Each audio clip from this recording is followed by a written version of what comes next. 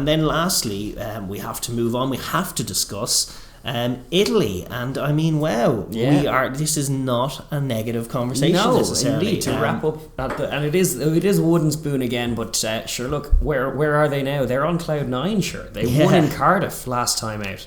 That's is absolutely class. They found Incobuozzo, a superstar, straight out the bat. They managed to find him in the last couple of games straight in and making stuff happen. Brilliant showing in the penultimate game as well, where he's grabbing a couple of tries against the Scots, but then also just a moment for the ages in that gliding counter-attacking run for Padovani's try, obviously in Cardiff. That's a highlight that they're going to take to the bank for all that it's worth. It's absolutely brilliant.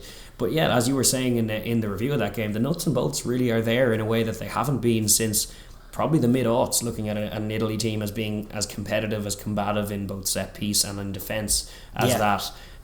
We haven't seen the sight nor sound of that for 10 years plus in Italian rugby, and it's great to see guys like Lamaro, perfect captain, but all throughout the pack, brilliant tacklers, really competitive tacklers in there. And yeah, Crowley does seem to have his ducks in a row as far as that. The precedent from his Benetton time was to get a team that are, sometimes a little ugly to look at, but pretty solid, pretty robust on their own defensive stuff, and sometimes a little kind of static and a bit cumbersome with ball in hand, but that's the trade-off that he's making for some nuts and bolts that are in order, which is more than can be said for a lot of Italy teams. No question.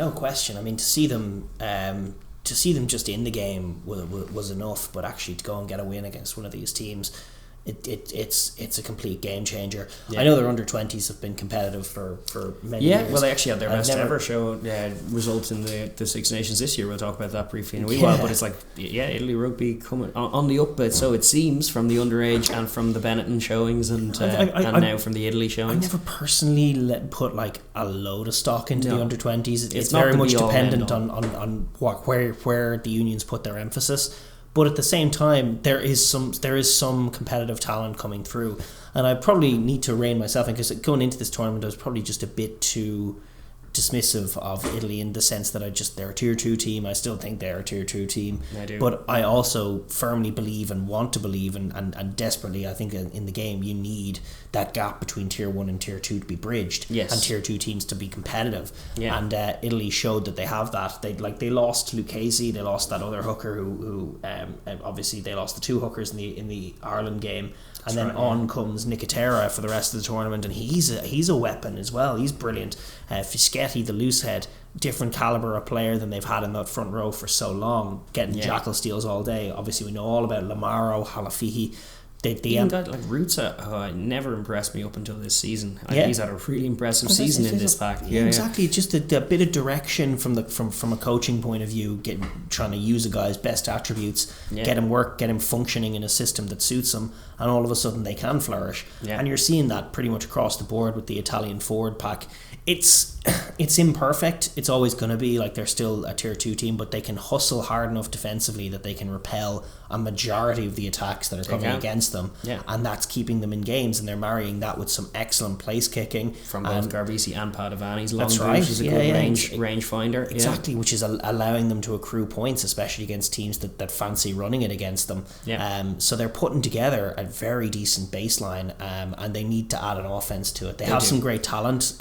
Monty Ioane, like you talk about a superstar in Capuozzo, Monty Ioane is already there. He's already been there for the last few seasons. Again, he we were reiterating the point, he beat the most defenders of anyone in the tournament. He's in the team that came dead last, and he does that every time. Not that much ball, but he just does so much with it. I mean, in that last, we were giving out about them at the start of the tournament that they were good defensively, decent at set piece, but they weren't even folding into shape on offense. That was true at the beginning of the tournament. How can you win a game when you don't do that?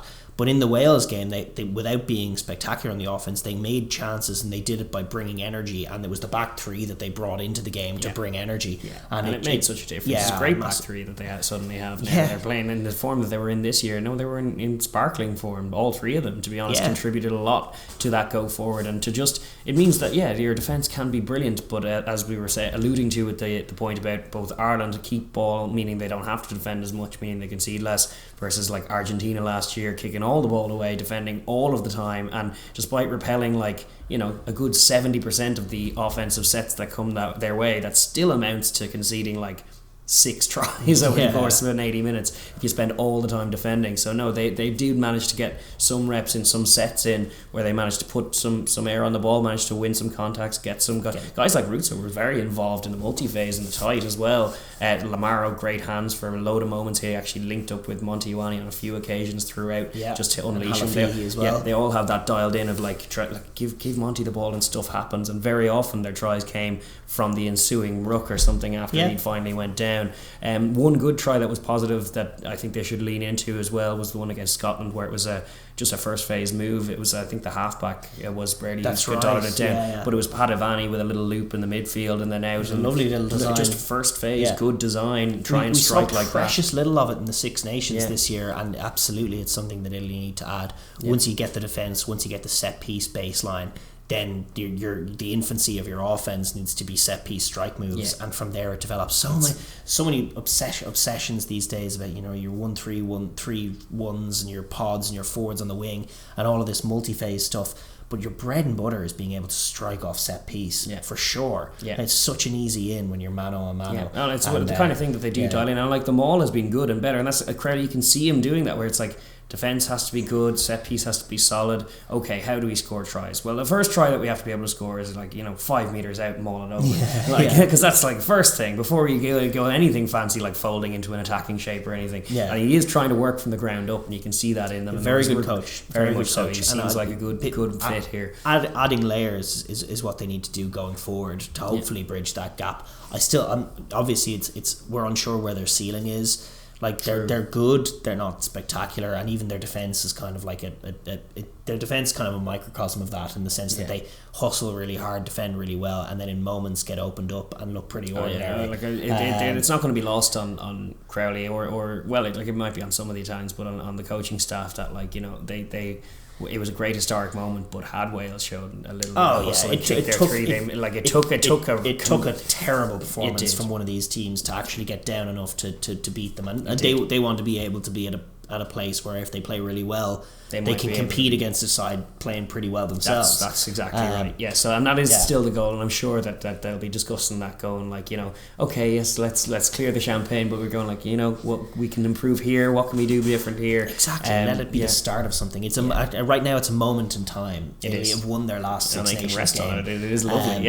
When's the last time that was true? They've their last Six Nations game Italy played, they won, and that's going to remain true all year. But they want for that not to be a moment in time, for it to be the start of something. Well, it was 2015 was their last win before it. Let's have that gap be significantly shorter this time. Indeed, that's going to be the message from it. But it's a Six Nations they can be really proud of. It's their best campaign in a long time. Down to things like scoring in the 80th minute against Scotland as well, putting in these 80-minute showings where they're still in it in the second half. And then obviously capping it off with a victory on the final day.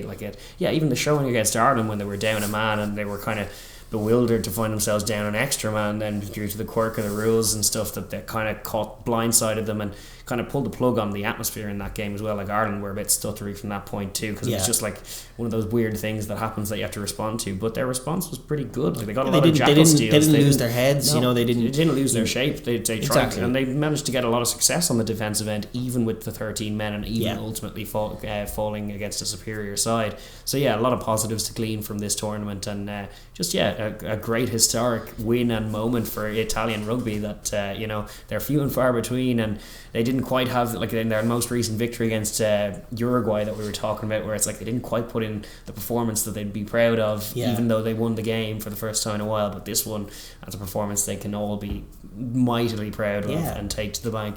I agree. I'm loving it. I'm actually looking forward to seeing them play next. I hope they get a few games in here against the tier 2 sides in summer, and that'll just be fascinating to watch when that happens. But congratulations to Italy, a much better place than they've been in any of the last several tournaments. And good on Kieran Crowley, you're taking them in the right direction.